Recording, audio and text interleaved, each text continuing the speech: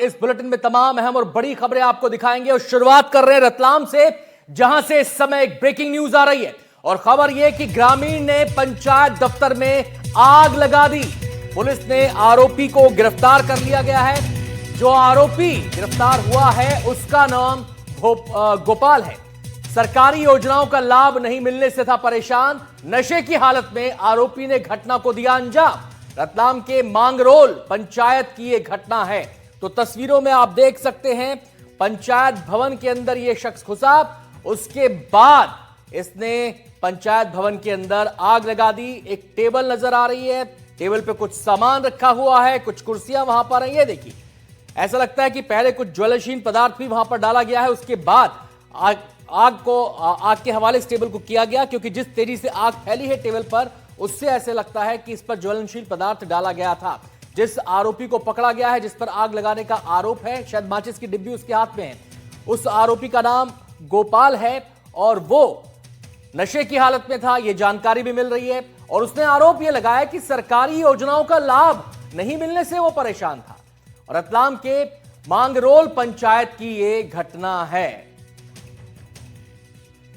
गोपाल नाम का यह आरोपी बेखौफ बिना किसी डर के पंचायत भवन में दाखिल हुआ। किसी को अंदेशा भी नहीं था, अंदाजा भी नहीं था कि यह आदमी यहां पर यह काम करने के लिए आया है।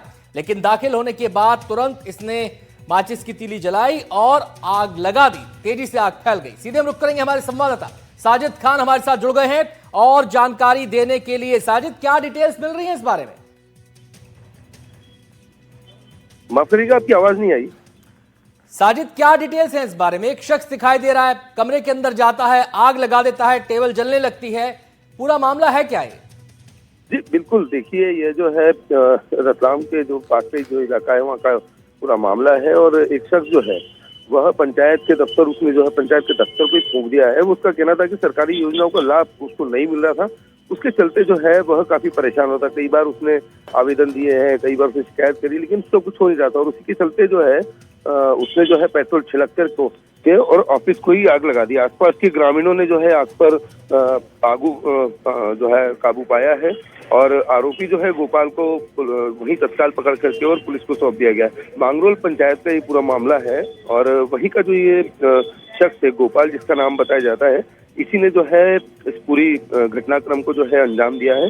बहरहाल उसे जो है पूछताछ में भी उससे बात हुई तो उसका कहना था कि पीएम आवास योजना और दूसरी योजनाओं का लाभ जो है वह उसको नहीं मिल पा रहा है। उसके नाबालिग बेटों को जो है हमाली करना पड़ रही है और उसी से जो है वो आहत था और काफी परेशान था। और इसी के चलते जो है ये पूरा घटनाक्रम हुआ है। पुलिस जो है आरोपी को गिरफ्तार कर चुकी है और आगे की जो जांच वो जारी है। साजिद, ये और बता दे, क्या ये शख्स अपने साथ कोई ज्वलनशील पदार्थ लेकर आया था? क्योंकि जिस तरीके से हम तस्वीर में देख रहे हैं, तेजी से आग फैलती है, ऐसा लगता है कि कोई ज्वलनशील पदार्थ पहले वहां पर डाला गया।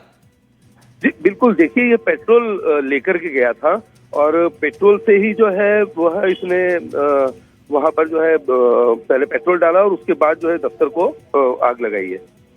तो ये जब पेट्रोल लेकर गया, किसी को शक नहीं हुआ कि आदमी के इरादे क्या हैं? किसी ने पकड़ने की कोशिश नहीं की इसे? जी बिल्कुल, देखिए इस बारे में अभी पूरी पुख्ता जानकारी नहीं है, लेकिन जो लोगों का वहां पर कहना है तो उन्होंने किसी ने देखा नहीं था कि ये इस तरह से कुछ घटनाक्रम करने वाला है। ये अंदर गया और जाकर सीधे पेट्रोल छिड़क करके और आग लगा दी सीधे। उसके बाद ही जो है लोगों ने वहां से हड़कंप मचा, लोग भागे। जो दफ्तर में जो लोग थे, बाहर जो लोग थे वो भागे और उन्होंने जो है तत्काल पहले आरोपी को पकड़ा और उसके बाद जो है आग पर काबू ग्रामीण की मदद से पाया गया। बहुत बहुत शुक्रिया साजिद आपका विस्तार में जानकारी देने के लिए। और अब कटनी से आपको खबर दिखाएंगे। कटनी में प्रशासन का बुलडोजर एक्शन हुआ है। बीजेपी नेता की हत्या के आरोपी का घर ध्वस्त कर दिया गया है। भारी सुरक्षा के बीच घर पर यह बुलडोजर एक्शन हुआ। गोली मारकर की थी नीलेश रजक की हत्या। घटना के बाद से इलाके में तनाव की स्थिति थी। तो बीजेपी नेता की गोली मारकर जिस शख्स ने हत्या की थी, जिस पर यह आरोप लगा था, उस आरोपी का घर जमींदोज कर दिया गया है। कटनी का यह मामला। बुलडोजर लेकर प्रशासन की टीम वहां पर पहुंची। सुरक्षा के भी वहां पर इंतजाम थे। तमाम लोगों की भीड़ वहां पर मौजूद थी और यह एक सीधा सख्त संदेश देने की कोशिश कि कोई अपने आप को तुर्रम खां ना समझे। अगर कानून हाथ में लेगा तो कानून के हाथ इतने मजबूत हैं कि उसका घर भी ढह सकता है। तो ये एक्शन यहां पर हुआ और बीजेपी नेता नीलेश रजक उनका नाम है, जिनकी गोली मारकर हत्या कर दी गई थी। आरोपी के घर को ध्वस्त कर दिया गया, जमींदोज कर दिया गया।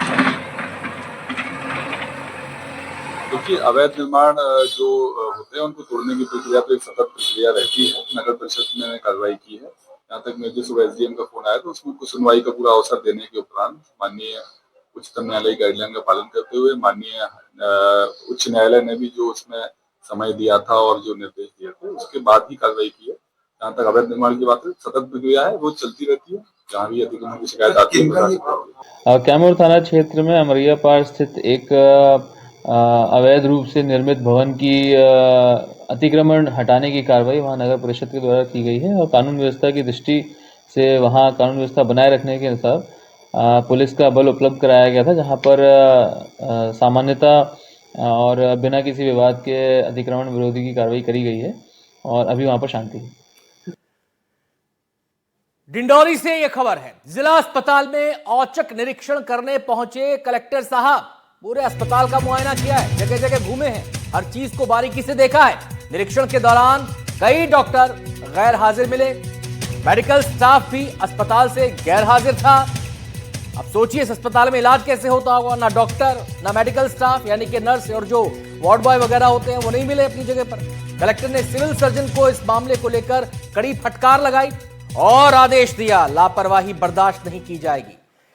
डिंडौरी जिला चिकित्सालय में आज उस वक्त हड़कंप मच गया जब कलेक्टर अंजू पवन सिंह भदौरिया ने औचक निरीक्षण किया और ये तस्वीरें उसी औचक निरीक्षण के दौरान की हैं। कलेक्टर साहिबा किसी से फोन पर बात भी कर रही हैं।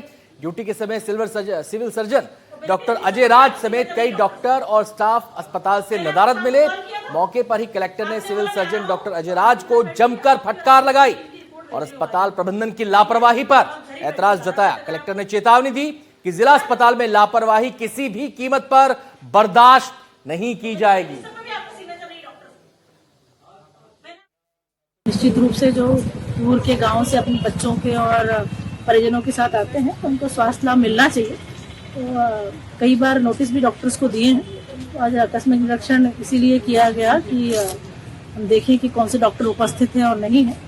तो सिविल सर्जन भी बिना सूचना के जिले से बाहर गए थे, सूचना मुझे मिली थी, उन्होंने इसकी अनुमति भी नहीं ली, जिसके लिए हम उनको भी SCN तो जारी करेंगे। साथ ही जो डॉक्टर समय पर नहीं मिले अभी उपस्थित वो और नर्सिंग स्टाफ, ये सब डिटेल हम लेके जा रहे हैं और प्रयास यह है कि स्वास्थ्य सुविधाओं में हम सुधार कर सकें। विजय तिवारी हमारे संवाददाता हमारे साथ जुड़ गए हैं और जानकारी देने के लिए। विजय, बहुत अच्छी बात है कलेक्टर साहिबा ने औचक निरीक्षण किया, लेकिन मामला केवल डांट फटकार तक ही सीमित है या कोई ऐसा एक्शन भी होगा जिससे एक लकीर खींची जा सके कि काम नहीं करोगे तो फिर अंजाम भी भुगतना होगा? क्या कोई एक्शन होने वाला है? जी, मैं आपको बता दूं, जब से जो डिंडौरी कलेक्टर अंजू पवन सिंह भदौरिया ने जिले का प्रभार संभाला है, तब से ही वो लगातार जिले की जो बदहाल स्वास्थ्य सुविधाएं हैं उसको बेहतर करने के लिए लगातार वो अस्पताल का औचक निरीक्षण कर रही हैं और ग्रामीण क्षेत्रों में भी जो स्वास्थ्य केंद्र है उसका भी उनके द्वारा लगातार निरीक्षण किया जा रहा है। बात की जाए आज की, तो कलेक्टर को जानकारी लगी थी, किसी ने शिकायत की थी कि डॉक्टर जो है ड्यूटी के टाइम पे नदारद हैं, जिसके बाद कलेक्टर ने तत्काल